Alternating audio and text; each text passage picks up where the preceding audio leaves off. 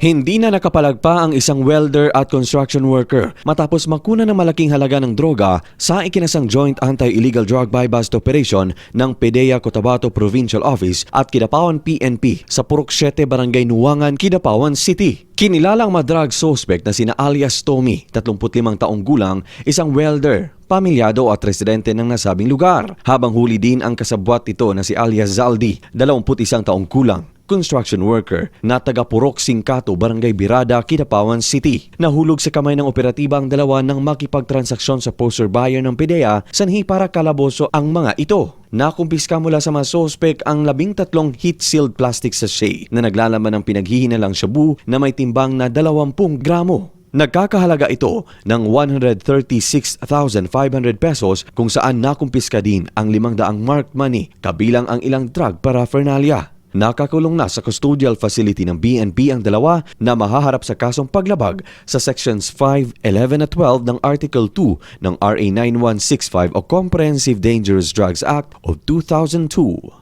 Luigi Alan Tutor, NDBC Bida Balita.